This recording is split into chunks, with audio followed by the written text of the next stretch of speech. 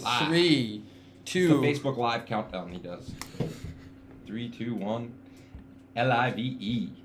Live, folks. 3, 2, 1. We are live. Coming at ya. From the 218, ladies and gentlemen, from the 218. What's going on, Facebook? Why are you taking a little bit to go? There we Good go. morning, ladies and gentlemen. We are live here in the Weirman Media Studios with the one and only Isaiah Soul and JRW with the W Brothers, the two brothers duo. We are live in the Weirman Media Studios. That's what we do on a regular basis. We're about culture-relevant content creation in a fast, fluid, flexible fashion, and doing so via the Weirman X model and the S effect, which the S effect makes speed your ally via a streamlined, scientific, spiritual, systematic process, making speed your ally throughout the process of streamlining fast, fluid, flexible content creation for the modern day that propels your business to the intersection of culture and attention.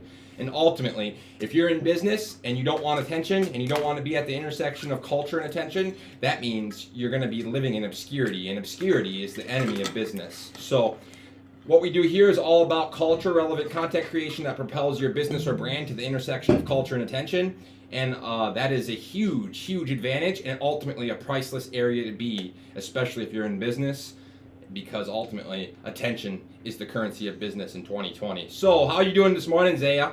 What he said. What he said. His camera looks clearer than my laptop. It looks really good over there. But yeah, what my brother says is right, man. It's like, you know, it's not even just a business, man. Whatever you're doing in life, whatever you're passionate about, like, don't you want to share that with the world?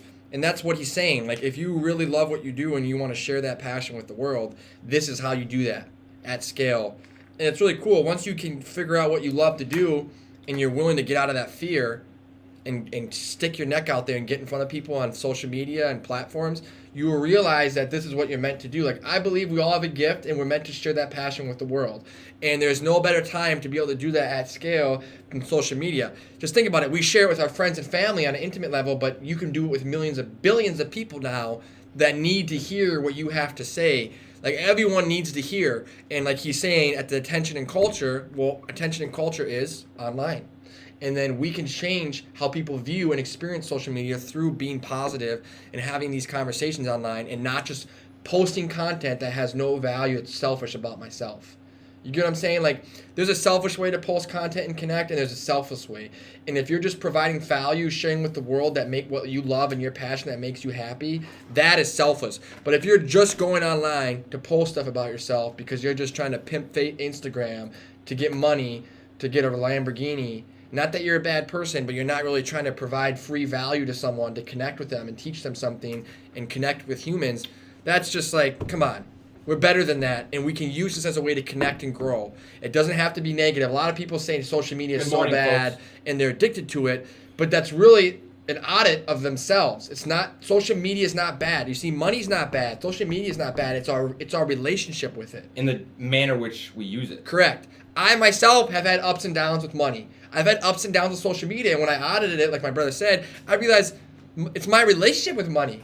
I was just consuming money to use to spend, or I was just consuming on social media versus using money or as a tool and flipping it and using that as a tool to connect to people and give. Money is the greatest tool that, like my brother says, it's a tool that we've made up, and it doesn't have to be bad. Of course, there's evil people and greedy people that use money for bad things, but and the reality is we're meant to serve and give, and this is how we do it. So bringing that up with our podcast, like, podcast is a great way to connect with people live. It's raw. There's nothing more culture relevant than a podcast right now. Let's face it. It's very raw and unfiltered. We don't edit these things, and you guys don't see us looking all perfect and pretty like a TV show that's scripted, and you go into a boardroom and say what you can and can't say. What makes podcasts so effective, it's no friction, it's free, you can stop and play it anywhere you want. Not like a radio show that has commercials that they're selling you shit. It's completely unfiltered. Thanks for joining us, folks. It's unfiltered. It's raw. You can listen to it wherever you want. You can pause and stop if you don't like to listen to it straight through and listen to snippets of it. Like, there's it's flexible and it's fast, because what he's talking about is friction free. It's big, Zaya. Yeah, and anyone can go on there and talk about what you love. Authentic and vulnerable. And that you is can another big thing. Yeah, and you can connect with people. So when you look at a podcast, it's a great way to do that, and that's why we're doing it, because it allows us to talk about these things and connect to people and bring hope, bring value, and bring experience. And that's what we're here to do. And today we're going to talk about we're going to discuss focus and the power of flow state, and how practicing focus and flow state can optimize results and optimize what we're capable to do. We're going to use our personal experience. He's going to, I'm going to, and then I'm going to even use a couple examples of some athletes, because I think athletes and artists are the greatest example, and even businessmen, artists, and athletes. I think are the three examples of people that push themselves in those industries. They're practicing the flow state. For me, I think it's creative. So I think that's great. He gave you a lot of great value there. I think he's right in touching on all those key points of how podcasts are vulnerable, they're authentic, they're raw, they're uncut, and touching on the fact that it's cultural relevancy. They're fast, they're fluid, and they're flexible. You can absorb content from a podcast on the go, anytime, anywhere, and you can do it when you're working, when you're at the gym, when you're in the car, when you're anywhere and You can everywhere. download it for free. And they're free. So, I mean, you're talking about value. For free. So that's why it's crucial to look at, okay, let's merge with the flow state with this concept. And that's why our concept is so crucial, because you can use it to be in the flow state. We use it as a creative. These are all avenues of creative content. Yep. And if you think about it, we are using the phone, which is now the radio and the TV, to share via these creative avenues. And to me, I correlate the flow state with creative avenues and creativity. So if I'm being creative and I'm doing something creative and challenging, exciting, that's like me creating something that's of value intellectually for others in a creative fashion. To me, that's going to push me to the flow state, because to me, that's what I'm going to correlate all this talk to, is cultural relevant creative content creation. Because in a modern day world, it's never arguably it's never been more creative with all the tools that we have for making little commercials and little snippets of what we want to share the message on. We can truly make more creative content faster and more fluid than ever before. And to me, it starts with a podcast. So I think what you're talking about is really crucial, Zaya. Yeah.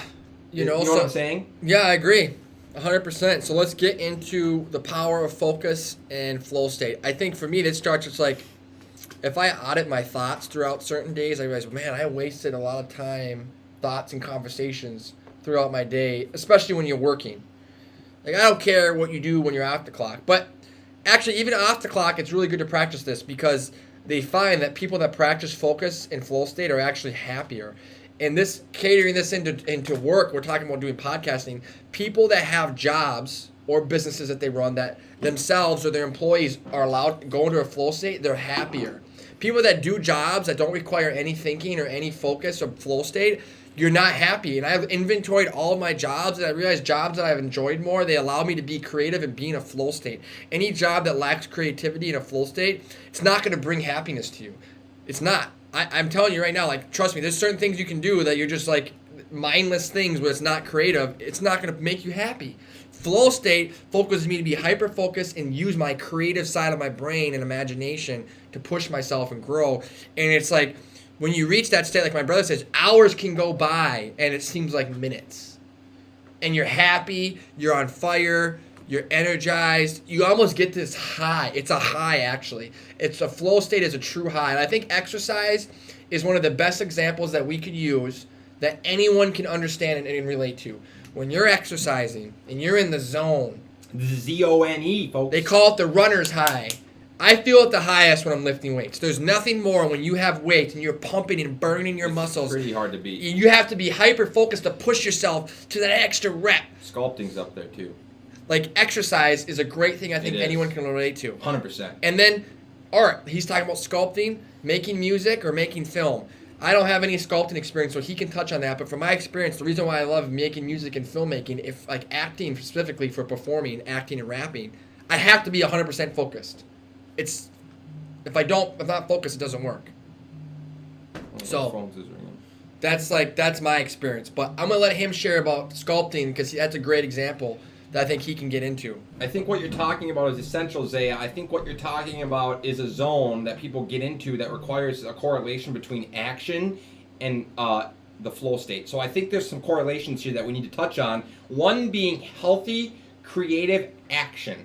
I think whether it's in the gym, it's a healthy action. And a lot of the flow state, I think, correlates with being healthy and creative and taking action. Because if you look at it, flow state requires action. I can't be just laying stagnant and stuck and trying to get in the flow state. I think there's a direct correlation between having a bias for action, having a bias for creativity, and having a bias for healthy, like, constructive behaviors. And I think there's a correlation between all of those in the flow state. Because you have to be creating. Exactly. You have to be doing action is creative. So you have to be taking action more than anything, I think. I think there's a sign, because for me, when I'm in the flow state and bending it, there's a correlation between taking action and being in the flow state. Yeah, and it doesn't have to, and it doesn't even have to be physical, but even if you're a writer, you're sitting at a desk and you're physically writing poems. Even the simplest non-physical activity like writing, right? You're just 100%. You're still taking action, physically getting in a desk and writing poetry or writing a screenplay or writing a business plan. And you're jogging your creative mind, exactly. too. So you have to you can't lay in your bed doing nothing and expect any form of flow state. It's impossible. It's impossible. Agree, 100%. So I think there's some key points we'll keep throughout the show making. One of the correlations, I think, is a bias for action. And that's correlated to, I think, not only the founder's mentality, it's one of the key characteristics for a successful business, is also correlates to the flow state. Because in business, if you're always thinking and you're always reactive as opposed to proactive, I think there's a lot to be said for being someone that has a bias for action in business, especially also because when you're doing, testing and measuring and developing, you then develop the strategy through the action, as opposed to someone that's trying to develop strategy on the front end and always thinks and is paralysis by analysis. They never do. And if you just start doing, I think that has a strong correlation between the flow state and success as well, because you develop the strategy through doing. And the same with creating. Like, I think you can do the same thing with creating, whether it's music, whether it's sculpting, whether it's content creation. If we start doing and creating content as a team in a strategic, scientific fashion via the S effect and the Weirman X model, we can test, measure, and develop what content does the best. And by the end of the sprint, we then have the product that we know was the most interactive via the sprint, and we can release that, and we can then test, measure, and develop, and have measurable, repeatable results. And I think you can do that with anything and everything in that systematic fashion. So for me, I think sculpting is the greatest example, because I had to do all of that via sculpting. And I also think manufacturing custom foot orthotics is another one. Yeah, and I think the main thing too is when you learn a new skill, it's not a flow state right away. So this is the key. Totally, 100%. So people, I want to give us an example. Great example. This is what I want to understand with the importance of this.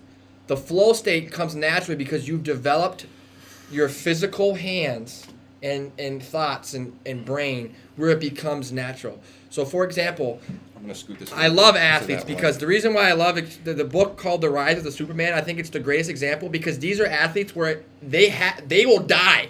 Like, we're giving you examples that are great. But I'm talking about extreme athletes where if they aren't focused and they make one mistake, they're dead. Like surfers riding 75-foot waves. And they have they've mastered their skills so much they don't have to think. A flow state, you're not thinking because you've had to go through those hours of building skill. So whenever learning a new skill, it's not going to feel like flow. When I first started rapping or writing lyrics or learning about social media or any skill or exercising, it's a lot of information. It can feel overwhelming, but that's part of the flow process. And once you can get beyond that level where you no longer have to think, you know what you need to do. It's a natural skill that you've developed.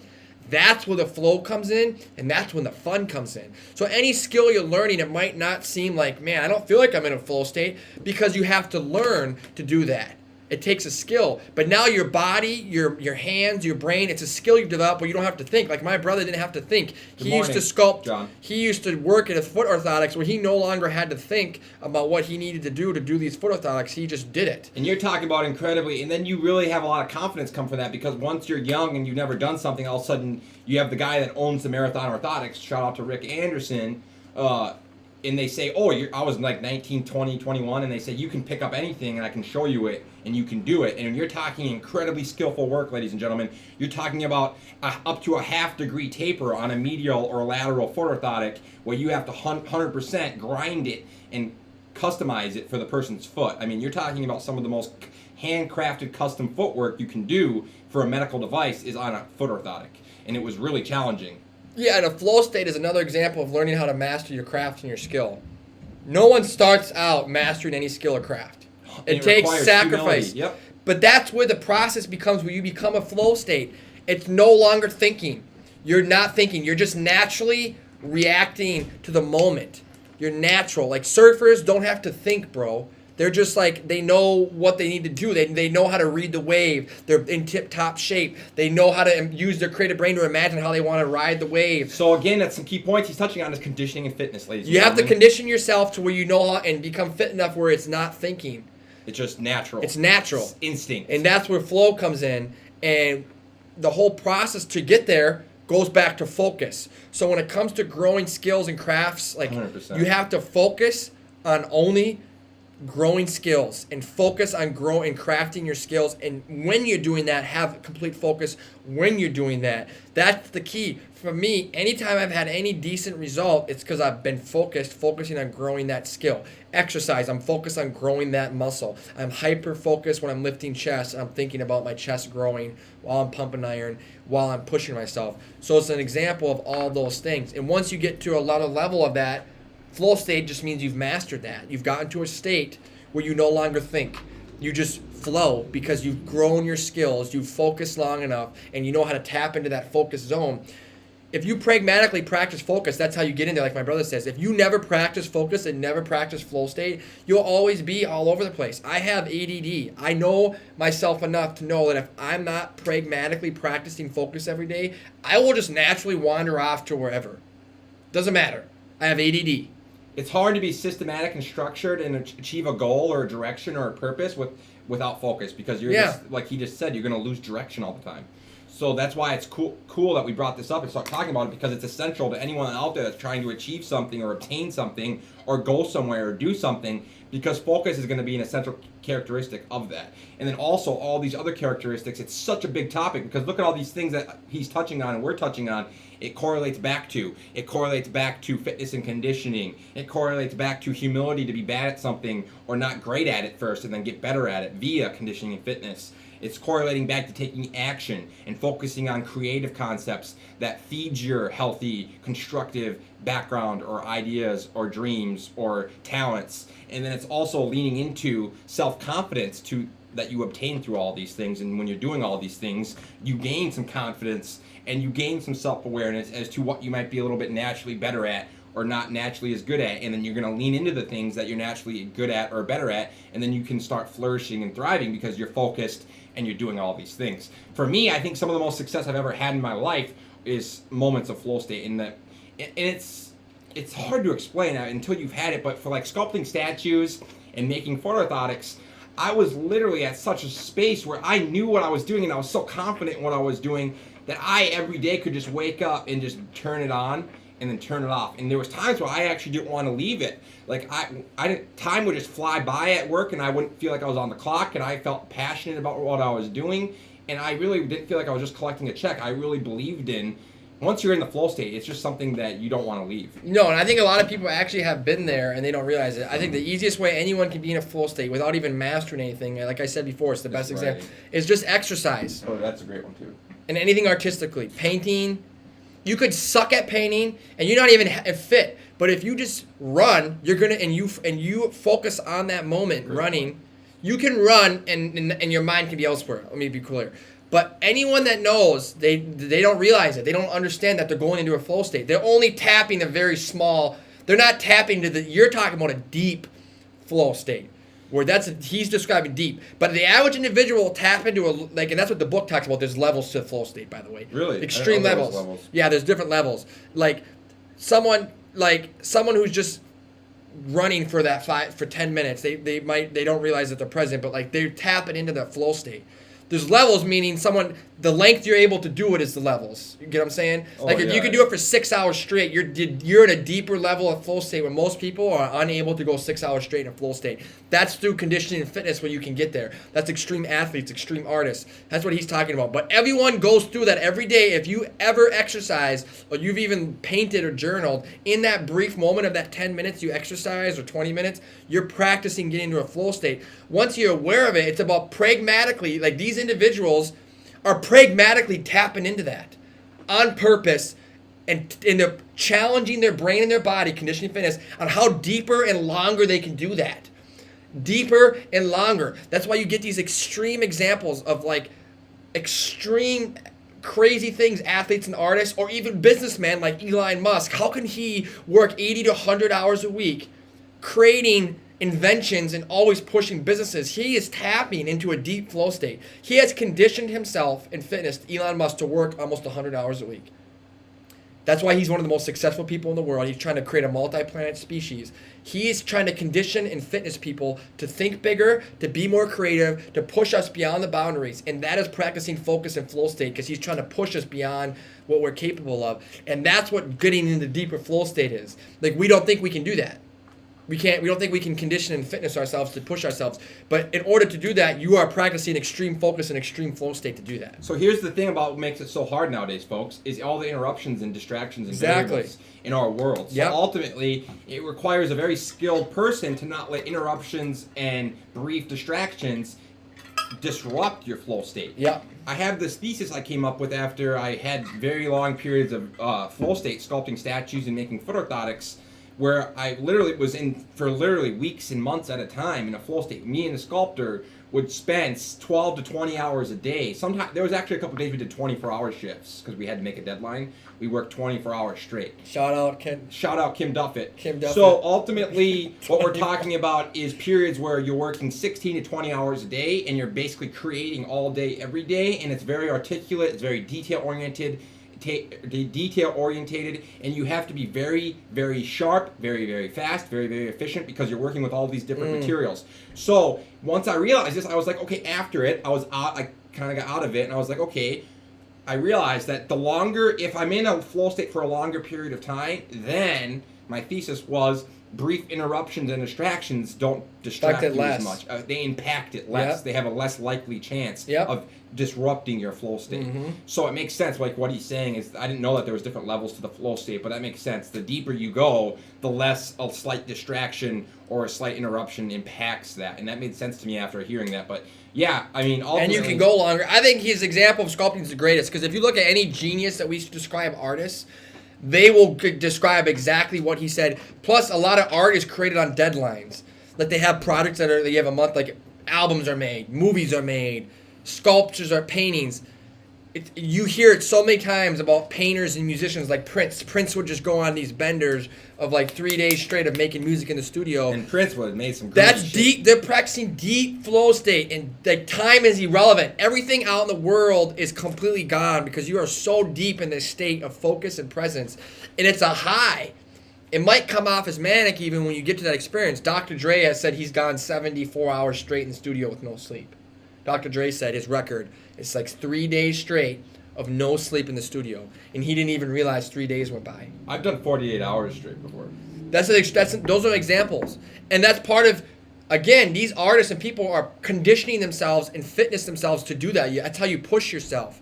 And like he said, the more you do that, the more deeper you go, the less the outside world affects you, because you've tapped into this thing that requires you to do that. Extreme athletes are the best example, because if they don't do it, they die. Exactly. They die. And then they do die. A lot of them do die because they tap out of flow state, they're dead. Yep. They're dead. A surf comes down, a 75-foot wave comes down, you fucking read one wave wrong, that 75-foot wave just kills you. It is the ultimate flow state in surfing, because like you have this, you're just like connected to the universe with the waves, and you're out in the water, and you have to know how to read the waves. You have to physically be fit to know how to. It's like all these things combined. In a second, the surf can change, right? All of a sudden, you can go from like a second where the surface might be medium, and now it's dangerous and it's life and death. So you got to always be on top of your game, because shit changes in the surf all the time. And those guys are riding 75-foot waves, dude. I mean, if you think skiing's dangerous, you need to look into surfing. It's dude, like a whole nother level. If you watch YouTube videos, these guys are riding 80. In fact, they have to have jet skis that pull them to even ride it. They can't paddle these waves. These are 80-foot waves. If they comes on top of you, you are dead. It's basically like a water avalanche. Yeah, Folks. it's some of the craziest things I've ever seen. It's insane. It's insane. You have to love being in a flow state. Like, those guys are risking their lives, and it's not rooted in a high. In this book, it's actually rooted in creativity. These guys are master artists. It's not rooted that they're adrenaline junkies. That was the argument. Everyone thinks that these athletes are addicts and adrenaline junkies. No. They're actually rooted in art and being creative and pushing the boundaries of being what's humanly possible. I have so much respect for those people. They live like my brother. They live a very unconventional lifestyle. These art athletes, if you follow them, they live very minimalistic. They're happy doing what they love. They're practicing conditioning and fitness. They're doing a flow state. That's why you see a lot of people that are happy. These extreme athletes, they're not rich. They're just living very minimalistic, doing what they love. But now you can combine that and use social media to even do that nowadays. So now you're starting to see that. It makes total sense what you just said, because you can live a minimalistic lifestyle doing what you love and being creative and being in the flow state. That's exactly what I do on a daily basis. Yeah. It's so amazing, and I think it's so cool, all the tools we have to get in the flow state nowadays. So many. So it's interesting because it's like you just said, it's never been harder and more difficult, but at the same time, it's on both sides. You've never had more tools to do creative things and be creative and reach more people. So it's really, really And it cool. starts with the audit, with establishing my relationship with those tools. Social media can be a distraction, or it can be a tool that I use to put me in a flow state to engage.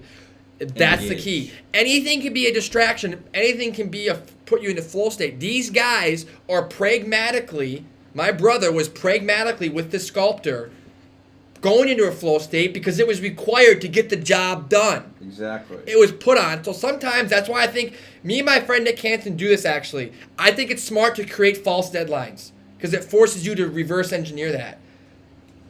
Elon Musk does this. He creates ridiculous deadlines that aren't possible, and I think it's smart because it forces you to reverse engineer how to do it and put you in a flow state to try to do it. So even if you fall short, you're pragmatically acted that way. Also, it creates micro action. Exactly. I think creating false deadlines is the greatest way to get in a flow state. And I don't do it enough. I should do it way more often. In fact, every day, every week, there should be a false deadline for every day. There should be a false deadline every week. There should be a false deadline for every month. And should be a false deadline for every quarter and every year in business. You should be creating these false deadlines that are way 10x, like Grant Cardone says. It leads to desperate, urgent action. Yes. You're like, oh shit, by the end of the day at 4 o'clock, we were supposed to post 20 pieces of content. It's a false deadline. Or 80 pieces of content. Maybe it's 100. Maybe you're like, fuck, we want to do 100 pieces a day. Well, maybe every day we're supposed to get 100. Maybe you never even hit 80. But here's the other thing. You might hit 50 or 60 every day, which you never even would have gotten to if you didn't create that false deadline. And pressure, another thing you're talking about, it's so crucial. I think you're right, Zay. I think everything you're talking about is crucial. It's pressure, and it's urgent action, and it leads to success. It does. And it should be looked at as fun. No. Because now you have to be reverse engineer, like, oh, fuck, okay, what do we got to do to get to this? You have to break down, and that's basically what Grant Cardone says. He basically says, that's his model, 10X is just taking massive action. And he's right in a sense where if you just keep taking massive action, even if your process is off, you're still going to beat the person who's doing 1/10 the action of you. Exactly. Because you're doing 10 times more they are. It doesn't matter how flawed your process is. And then on top of that, if you follow what my brother does, and you approach it with Gary Vee in daily auditing, you're constantly improving your model. And you're proving it quicker because you're living through that experience of taking that action, so you'll quickly know what's right or wrong. That's what Gary Vee talks about, right? Isn't that what the empiricism is rooted in? Exactly. You're taking massive action, so versus reading a book and trying to figure out what's right or wrong, you're just doing it, and you're way quicker, you're doing 10 times further, and once you get ahead of them, they're never going to catch up. It's actually impossible. It's impossible. And Kobe Bryant said this too. He said, if I'm in the gym 12 hours a day making basketball, practicing on my craft, at some point after about 5 years, they will never catch up to me. It's impossible. They will never catch up. Because everyone's stuck in thinking and planning and strategy because it's fear-based and defensive-based and reactive-based. It's not proactive, offensive action. Everyone is living, like Gary Vee says, everyone's trying to build the 85 Bears. Everyone's living life in a defensive, reactive, planning and strategic fashion as opposed to an offensive action and proactive fashion where you're out there taking action, being proactive, building your team, building your dreams, and doing it and developing the strategy through that as opposed to sitting here and just thinking, oh, how can I do this? It's just it makes so much sense. Yeah, and I think you're never gonna catch up. Yeah, and I think to wrap this all up, to bring the flow state, though. to bring the speed is the thing. No, you're all right. It is speed, and I think to wrap this all up, for me, me and my brother do this organically. We weren't like intending to do this, but so bringing in flow state, bringing in focus, the solution to practicing that in social media, whatever you want to do, is doing everything we just said with social media. 10xing the action, making false deadlines, saying we're going to do 100 pieces of content a day. That means we're going to do each day, each week, each month. You have a false deadline. Shout out to Nick Hansen. He does this pretty well. Bashing. He does good false deadlines. But I think combining that with massive action and then talking about, my brother says, why auditing your process, that is the formula that works with social media and whatever it is you're doing. And I know that I fall short on this. I'm going to sit here live and not going to act like I'm doing this right now. And I know that's the model. That is so true. I've seen it. If you look at Grant Cardone, Gary Vee, Kobe Bryant, they all are doing that. They're taking massive action. No one in the NBA ever worked harder than Kobe. No one. If you study I read his book, The Mob Mentality, he literally just outworked everybody. He was by far not the most physically gifted person. He was skinny. Yes, he was 6'6", but there's thousands of guys that came in the NBA that were bigger than 6'6", 210 pounds. Like, he came in, and Kobe Bryant, the reason why he's my favorite basketball player. Good morning, Tommy. He's my favorite basketball player because no one maximized their potential in basketball than Kobe Bryant. No one.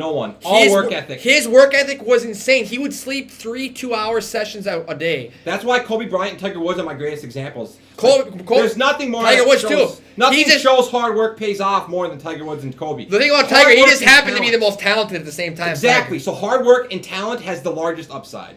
Kobe was talented, but he wasn't as talented as other people even.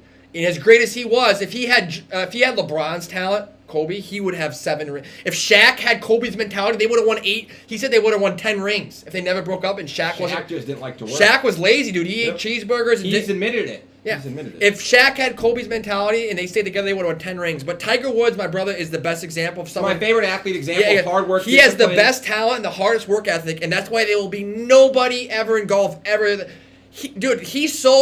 He'll be around the greatest golfers in the world, like 6 of them, and he'll have more wins and victories than all of them combined. And they won't even have 5 majors. It'll be like 6 guys who got 6 majors in a total of like 37 wins. And Tiger has 2.5 times the amount of wins and almost triple the majors himself.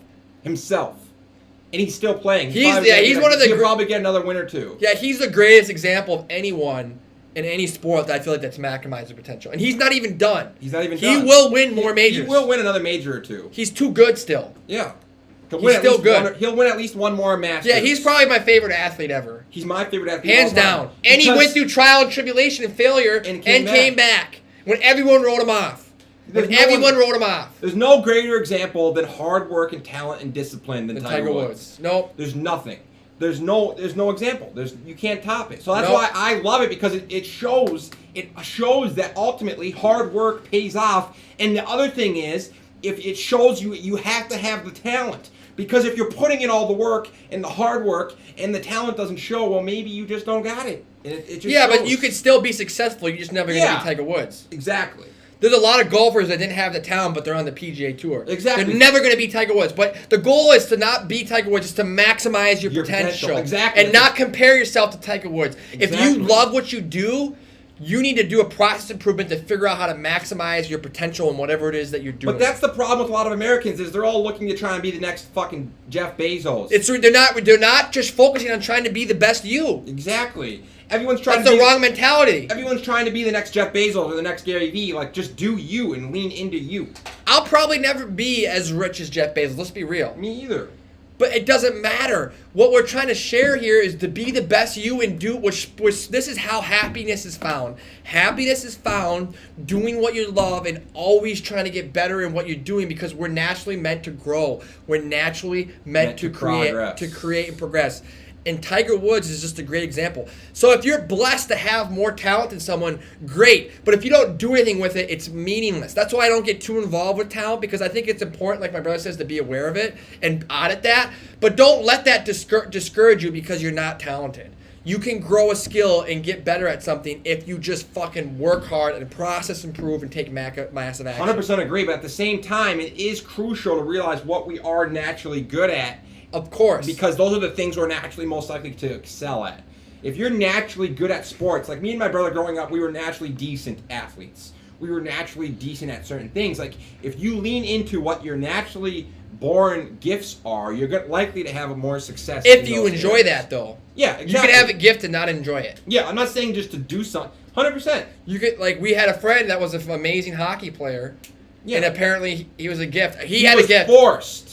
Exactly. He didn't seem like he enjoyed playing hockey or enjoyed it. Because of the fact that he felt forced to play it by his parents. But the key is auditing that what characteristics make you a good athlete can be transferred into other things. Exactly. You had physical, you had intelligence, you had good hand-eye coordination. That innate skill can be transferred to something else. Anything and everything. So when he's talking about looking at what you're good at, I think that's important, but I also realize those skills can be transferred to different things. Find what you're good at and learn how to apply that into what you love to do. Like, I'm good at sales and marketing. How can I apply that to something I'm passionate about? Doesn't mean I have to do something that I hate. I don't have to be a salesman selling life insurance. But if you're good at sales and marketing, I'm good with people, I'm good at talking in front of the camera. Okay, now what am I passionate about? What do I want to talk about using that skill set? I don't like technical things. I don't like doing tedious technical things. Sorry, I don't enjoy it.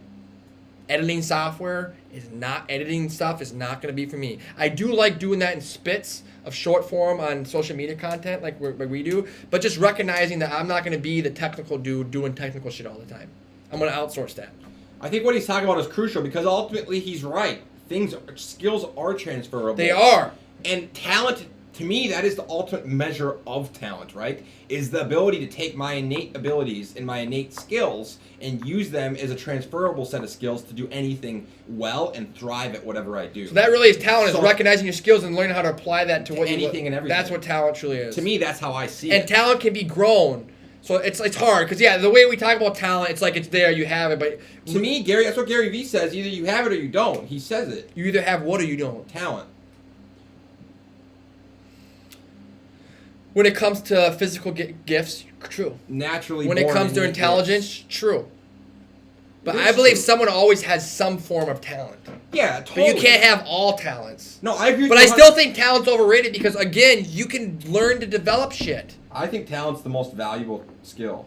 Natural born skill. I think it's the greatest gift to have talent. Exactly. But it doesn't mean anything if you don't use it. 100%.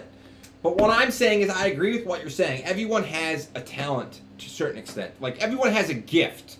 Everyone is great in those... In some way. Exactly. I just said in their weird way. But my point is that to know that and to lean into that. My point is if you have a gift at doing nails or drawing cartoons or painting pictures or marketing and sales or sports. But even that specific thing... You should try to lean into it is what I'm saying. Yeah, but don't get too specific with the painting because it's more about what skill makes you a good painter. I found people that are good painters. It's not because they're a good painter. They have a certain skill that makes them good in that type of art.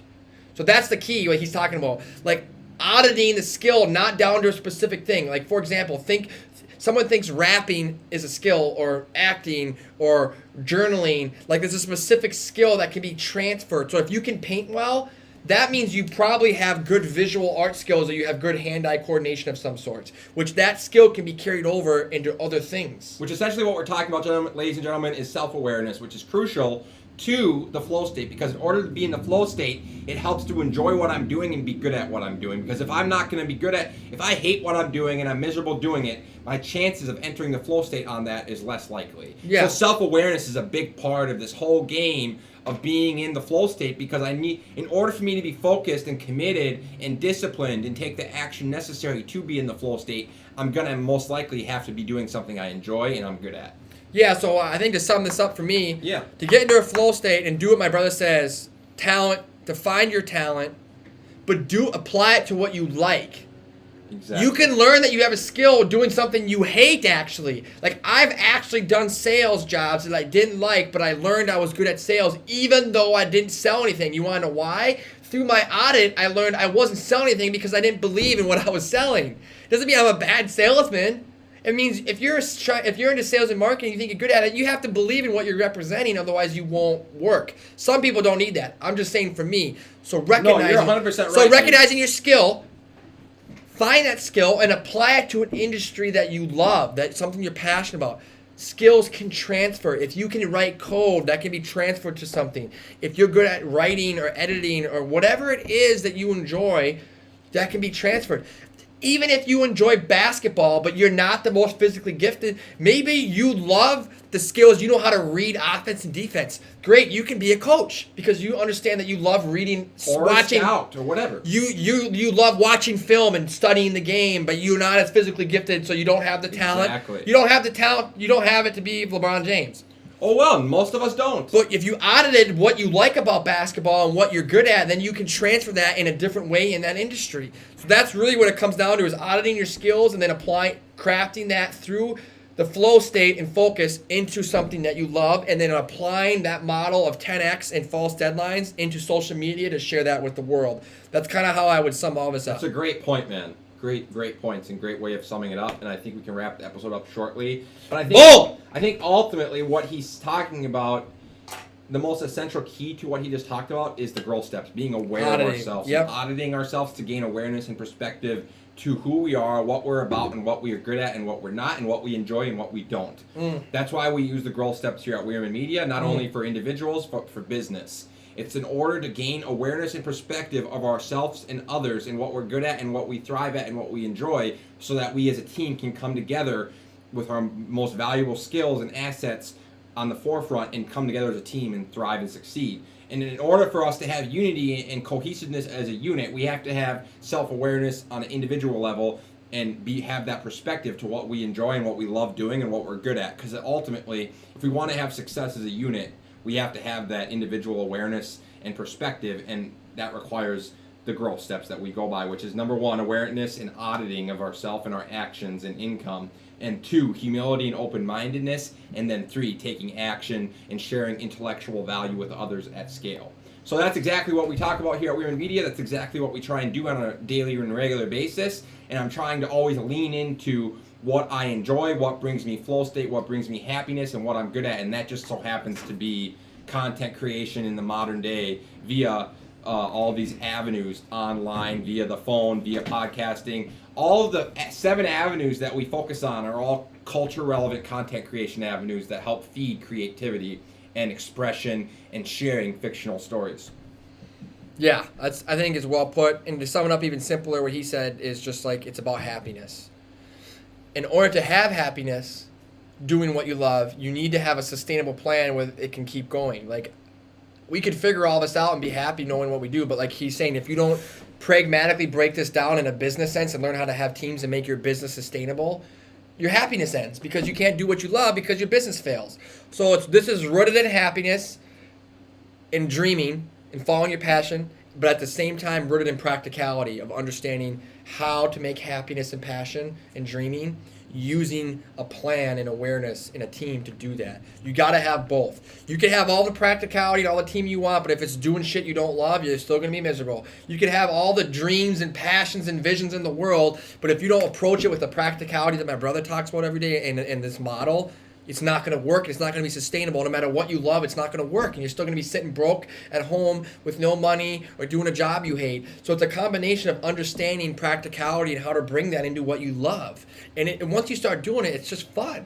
It's not how you can pursue your passions for profit. Exactly. So I think it's really important to do that. And when you do what you love, this stuff over here that might seem like work to people, it's not work anymore because you're doing it with the goal of what you love. All of the work and headache that comes with all this stuff is gone when you're doing it, when you realize the big picture. It's because you're doing something that you love and you're passionate about. Time fades away. Trust me, I know when I'm doing something at work or something when it's for money. I know when I'm truly loving what I do because the money is out of it.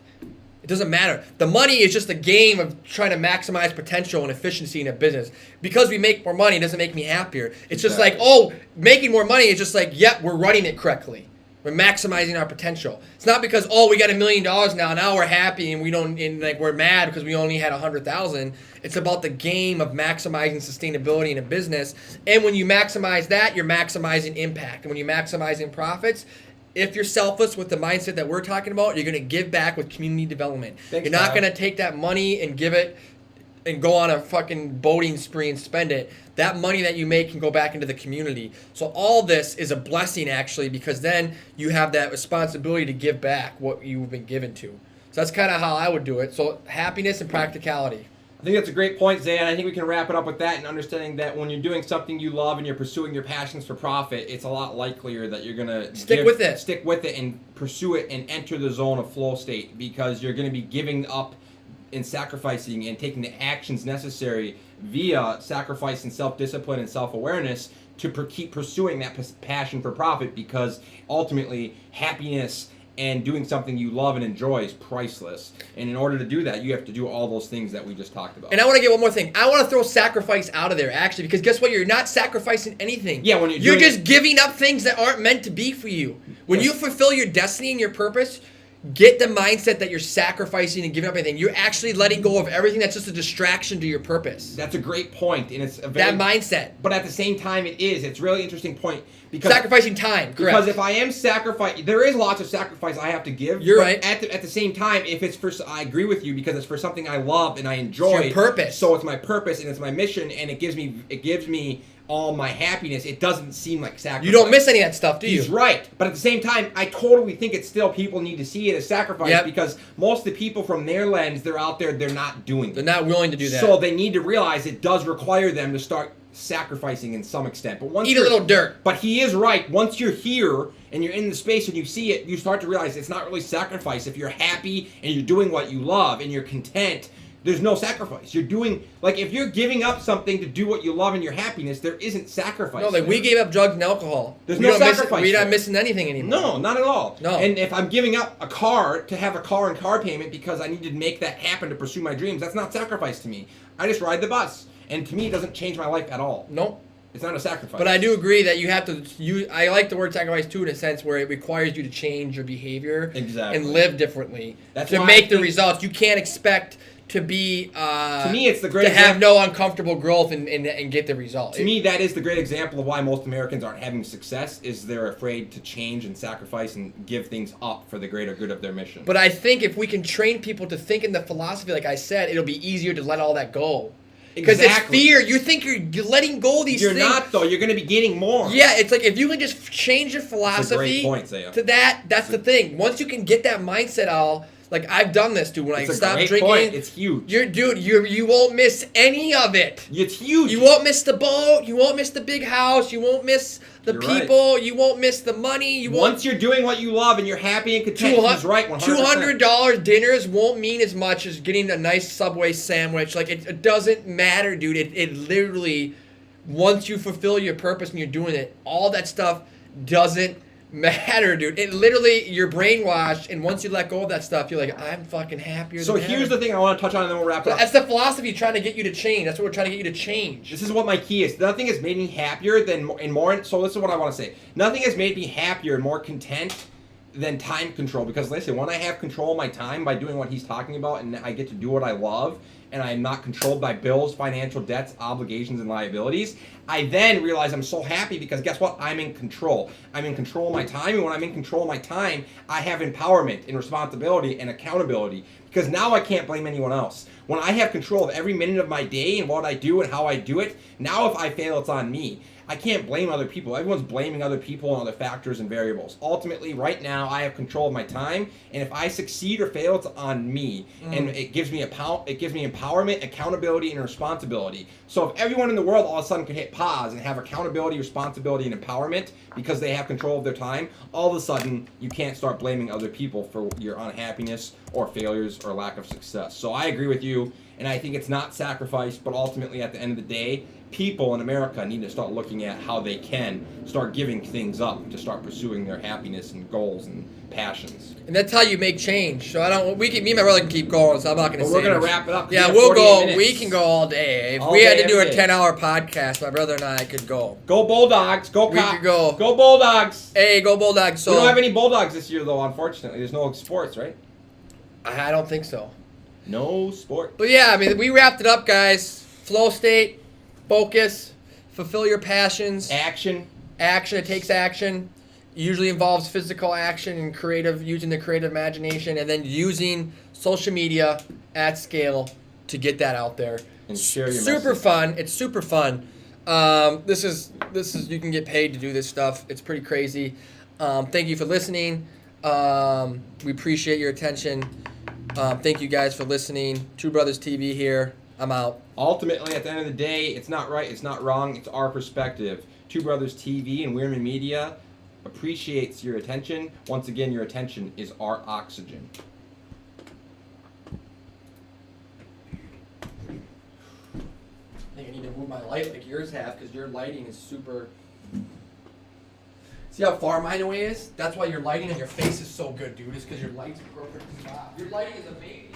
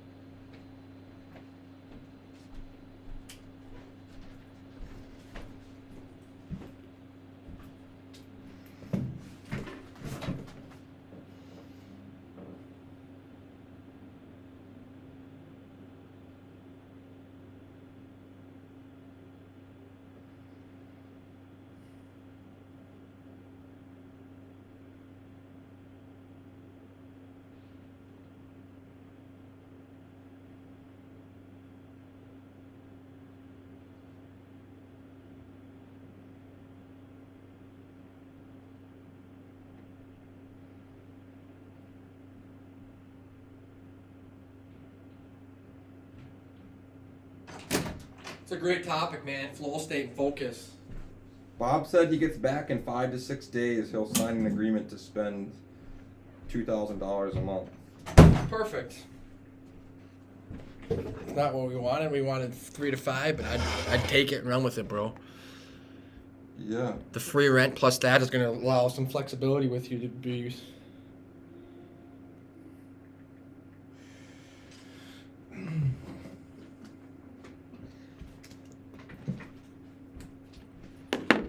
Dude, Jimmy.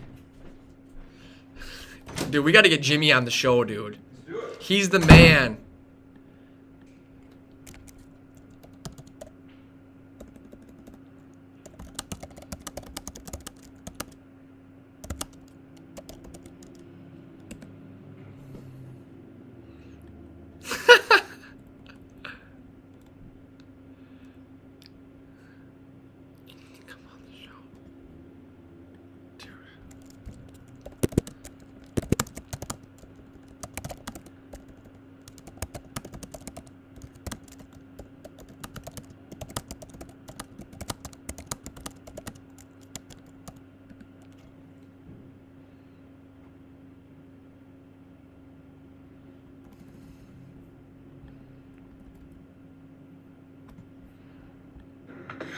Coming at ya. From the 218, ladies and gentlemen, from the 218. What's going on, Facebook? Why are you taking a little bit to go? There we Good go. morning, He ladies says and you're gentlemen. clearer, We are but I'm live here cuter. in the Weirman Media. Jimmy. It's selfish Such about a myself. good guy. You get what I'm saying? Like, He there's is a gayer selfish than way to shit. post content and He's connect, so and there's a cool. selfish He has way. so much And if energy. you're just You'll love providing him, dude. value, There's sharing a with crazy the world story. that He runs you love and pageants. your passion that makes you happy, that is selfish. He, like, but trains if you're and runs just pageant going shows. online to post stuff about yourself because you're just trying to pimp fake Instagram to get money, Probably because my to mouth get a wasn't by the mic Lamborghini, here. hyper focus and use my creative side of my brain and imagination to push myself and grow. About some of the most handcrafted custom. God, those 100 hours a nice week, to have. creating inventions and always pushing businesses. He is tapping into a deep flow state. He has conditioned himself in fitness, Elon Musk, to work almost 100 hours a week. He's one of the craziest individuals I've ever seen. Guys.